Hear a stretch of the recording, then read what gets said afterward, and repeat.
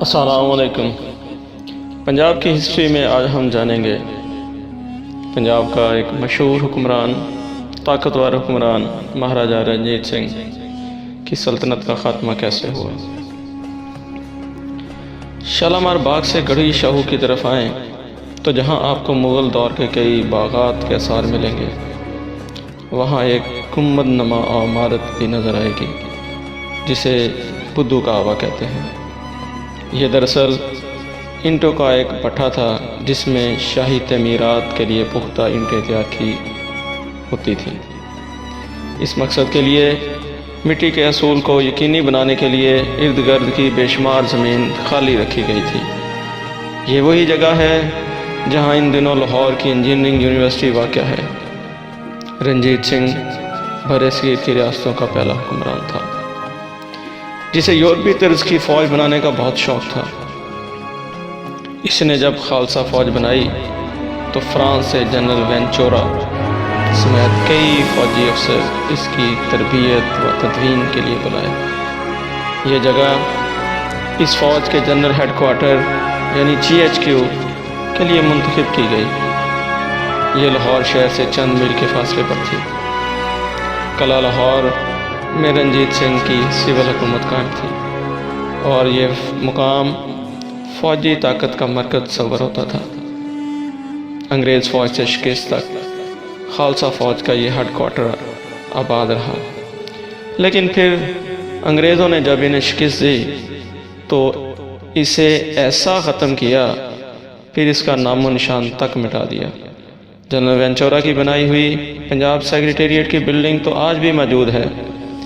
اس کی بیٹیوں کی قبروں والا خوبصورت باغ اب کسٹم اور انکم ٹیکس دفاتر اور فلودے بنانے والی دکانوں کی نظر ہو چکا ہے، بھی باقی ہے۔ وینچورا کی رہائش گاہ جو انارکلی کے مقبرے میں تھی، وہاں تاریخ کے وہ تمام اوراق آج بھی رکھے ہیں جن میں نہ صرف اس فوج ہی نہیں بلکہ سکھ سلطنت کے زوال کی عبرتناک داستان بکھری ہوئی ہے، لیکن اس ہیڈ کوارٹر کا نشان بھی نہیں ملتا۔ رنجیت سنگھ کو فوج بنانے کا اس قدر شوق تھا کہ اس نے سول ایڈمنسٹریشن بھی اسی فوج کے ذمہ لگا دی اور کسی بھی قسم کی سول انتظامیہ نہ بنائی۔ ہر مسئلہ خواہ وہ لا اینڈ آرڈر کا تھا یا عدالتی فیصلہ، سب کچھ فوج ہی کے ہاتھ میں دے دیا۔ فوج نے رنجیت سنگھ کو علاقوں پر علاقے فتح کر کے دیے اور یوں اس کے دل میں برصغیر پاک و ہند کا ویسا حکمران بننے کی خواہش پیدا ہوئی جیسے قدیم گپتا اور موریہ خاندان کی بادشاہتوں میں ہوا کرتے تھے۔ یہی وجہ ہے کہ اس نے جدید خطوط پر ضرورت سے بڑی فوج بنا لی۔ قدیم 10,000ویں یا 5,000ویں مناصب والی قدیم غیر منظم فوج سے نجات حاصل کر لی۔ رنجیت سنگھ نے اس جدید فوج کی وجہ سے پشاور سے ملتان اور دلی تک اپنی سلطنت کو اتنی وسعت دی کہ جو دریائے سندھ سے دریائے جمنا کے کناروں تک پھیل گئی۔ اس کے پاس 80,000 فوج تھی جس کی تنخواہیں اور دیگر اخراجات عام آدمی پر ظالمانہ ٹیکسوں، مالیہ اور لگان کی صورت وصول کیے جاتے تھے۔ رنجیت سنگھ کی سلطنت کے چاروں طرف سے انگریز فوج نے گھیر رکھا تھا، جو اپنی چھاونیوں میں بیٹھے بڑی باریک بینی سے اس زمین کی طرف للچائی ہوئی نظروں سے دیکھ رہے تھے۔ دوسری جانب رنجیت سنگھ کے دل میں عظیم حکمران بننے کا خواب ایسا تھا کہ وہ مسلسل فوج کو وسعت دیتا رہا۔ اس نے ہر سکھ فوجی کے دل میں یہ جذبہ کوٹ کوٹ کر بھر دیا تھا کہ ایک دن تم ہی برصغیر میں انگریز فوج کو شکست دے کر راج کرے گا، خالصہ کا پرچم بلند کرنا ہے۔ ستلج کے دوسرے کنارے بیٹھا انگریز رنجیت سنگھ کی سلطنت اور فوجی قوت کو غور سے دیکھ رہا تھا۔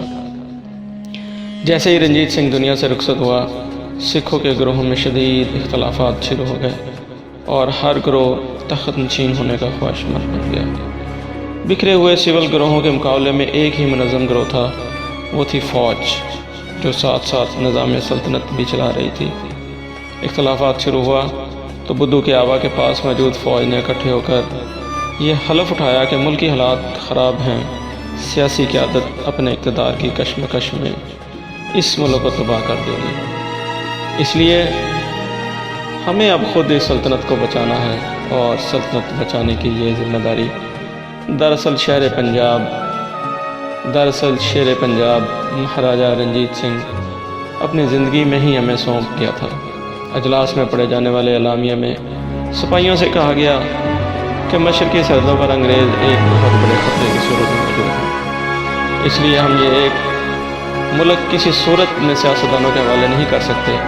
رنجیت سنگھ کی موت کے وقت اس کی سلطنت کے وسط پاکستانی پنجاب کے مٹھن کوٹ سے لے کر کشمیر، لداخ، گلگت، بلتستان، پورا خیبر پختونخوا، یہاں تک کہ موجودہ قبائلی علاقے تک تھی، اور بھارت کا پنجاب، ہریانہ اور ہماچل پردیش تک سب اس کے باج گزار تھے، جبکہ موجودہ چین کا تکلا کوٹ اور تبت کا مغربی حصہ بھی رنجیت سنگھ سلطنت میں شامل تھا۔ 38 سال اور 76 دن حکومت کرنے کے بعد جب 27 جون 1839 کو وہ انتقال کر گیا تو سکھ روایات کے مطابق اس کے بڑے بیٹے کھڑک سنگھ کو تخت نشین کر دیا گیا۔ خالصہ فوج کھڑک سنگھ کو ایک نااہل شخص تصور کرتی تھی جو ماروثی طور پر وہاں آ گیا تھا۔ فوج سمجھتی تھی کہ اسے اب خود آگے بڑھ کر سکھوں کی قیادت کرنی چاہیے، کیونکہ اب یہ 2 گروہوں میں تقسیم ہو چکے ہیں اور یہ سکھ قوم کے لیے نقصان دہ ہے۔ سکھوں کے دونوں گروہوں میں اختلافات اس قدر شدید تھے، دونوں گروہ یعنی ڈوگرے اور سندھنا والے ایک دوسرے کے خون کے پیاسے ہو چکے تھے۔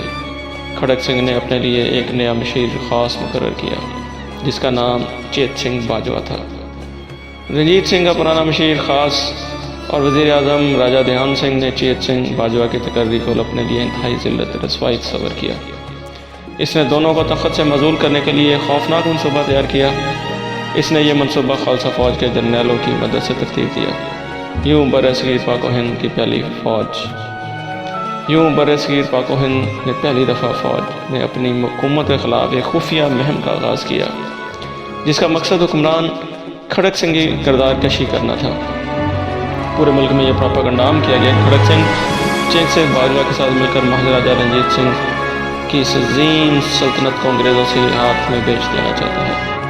دونوں نے انگریزوں سے ایک خفیہ معاہدہ کر لیا جس کے تحت وہ انگریز کو اپنی آمدنی کا ہر روپے میں سے 6 آنے دیا کریں گے اور بدلے میں انگریز ہماری حفاظت کرے گا۔ یوں شاندار خالصہ فوج جو اس سلطنت کی محافظ ہے اسے بھی ختم کر دیا گیا۔ جرنیل اس خفیہ مہم سے آشنا تھے لیکن وہ عام فوجیوں نے اسے بقا کا مسئلہ سمجھا۔ فوج نے کھڑک سنگھ کے خلاف گروہ کے ساتھ مل کر یہ پروپیگنڈا گلی کوچوں میں پھیلا دیا اور دربار کے تمام مصاحبین یہاں تک کہ کھڑک سنگھ کا بیٹا اپنا بیٹا نونہال سنگھ بھی اس پر یقین کر گیا کہ چیت سنگھ باجوہ نے اس باپ کو ورگلایا ہے اور سکھ سلطنت کو انگریزوں کا غلام بنانے کا منصوبہ بنایا ہے۔ اس کے بعد فوج کے سپاہی سفید کپڑے میں ملبوس عوامی نفرت کا اظہار کرتے ہوئے 9 اکتوبر 1839 کو لاہور کے قلعے میں داخل ہوئے۔ انہوں نے چیت سنگھ باجوہ کو پکڑا اور کھڑک سنگھ کے سامنے اس کو ذبح کر دیا۔ بے پاس کھڑک سنگھ اپنے سامنے اپنے دوست کی زندگی کی بھیک مانگتا رہا۔ اب محل پر راجہ دھیان سنگھ کا راج تھا۔ انہوں نے کھڑک سنگھ کو خفیہ طریقے سے سیسا پلا دیا جس سے وہ بستر سے جا لگا۔ اس کی ایک جانثار بیوی رانی اندر کور کو نشان عبرت بنانے کے لیے آگ میں جلا دیا گیا۔ زہر کے اثرات کے تحت جیسے ہی 8 اکتوبر 1839 کو کھڑک سنگھ مرا تو اس کے بیٹے 19 سالہ نونہال سنگھ کو تخت پر بٹھا دیا گیا۔